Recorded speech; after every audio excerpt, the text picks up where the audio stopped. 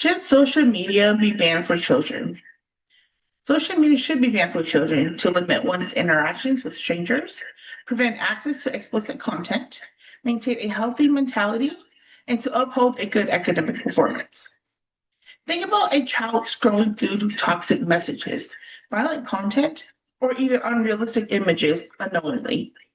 This is the type of society many young children encounter today.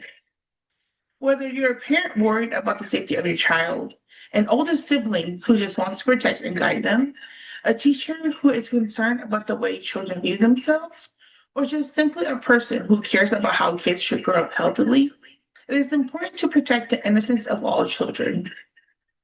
The American Academy of Pediatrics conducted a study that the impact of social media can result in anxiety, depression, sleep disturbances, and suicide. This discussion will tackle the growing concerns that social media has on a child's social, emotional, and academic development. The first reason social media should be banned from children is to limit their interactions with strangers.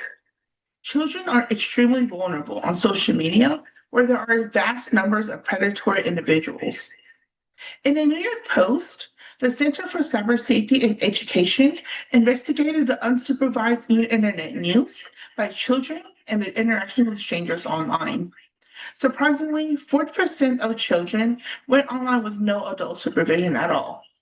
Of that 40% of children who went online without an adult being present, more than half gave out their phone numbers, while 20% of them spoke to strangers on the phone.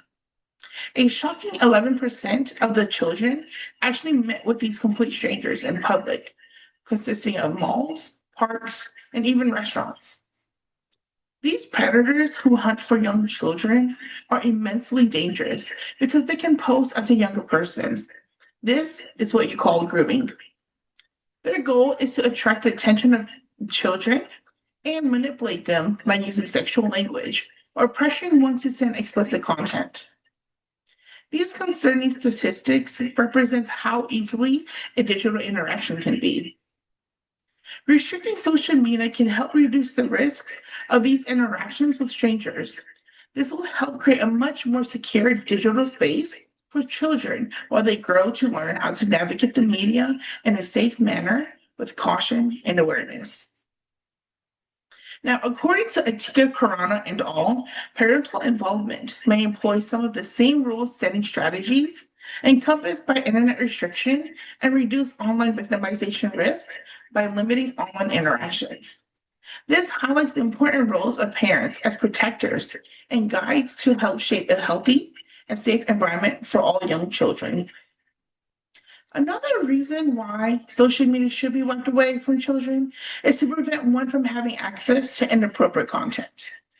Social media provides an enormous load of information and content that children tend to be heavily exposed to without restrictions. This could be violent videos and images or adult conversations that children are simply not ready to understand. Despite the safeguards on platforms, children can still come across violent content, explicit content, and offensive language. A child who sees gun violence, for example, may feel helpless. In the worst case scenario, this type of action might lead a child to imitate these negative doings. By banning social media for children, barriers are created to prevent these kinds of exposure that protects the emotional and social development of children. Another key factor why social media should be banned for children is to protect and maintain a healthy mentality for the child. The exposure to unrealistic happiness, beauty standards, and success negatively impacts children and their self-esteem. A few other feelings consist of loneliness, depression, and anxiety, causing children to suffer mentally. Often paying attention to the opinion of others, children tend to slightly request for validation. The urge of needing validation, such as getting likes and follows, may lead to a detrimental obsession that results in having low self-esteem. Now, cyberbullying plays a very big part in a child's mental health. Harassment and social exclusion are just a few forms of cyberbullying. In most cases, these online interactions are from anonymous people who tend to say the most hurtful things without considering the consequences that follows. In a review, Christina Rawson stated that 13% of adolescents were reported having depression episodes, making it a 60% increase from 2007. The decision to ban social media from such young users will allow them the space to grow healthily without the weight of unrealistic expectations on their shoulders. Holding healthy, open conversations about the pros and cons of social media and providing helpful tools that can help children improve their well-being. The ultimate reason why social media should be banned for children is for children to uphold their academic performance. The needless and unnecessary use of social media can affect a child's academic performance that results in procrastination and poor time management. Interactions on social media platforms can easily lead children into procrastinating their schoolwork simply by putting assignments and studying to the side in favor of a brief moment of entertainment. As time goes by, this type of behavior will start to affect one's time management skills. Due to the procrastination, the hesitation of being unprepared for tests and exams, and meeting deadlines because it becomes an alarming.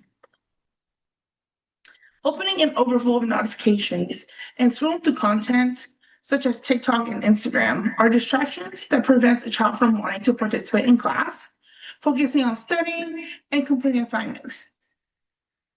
Social media platforms consistently demand time and attention that pulls children away from reading, homework, and learning.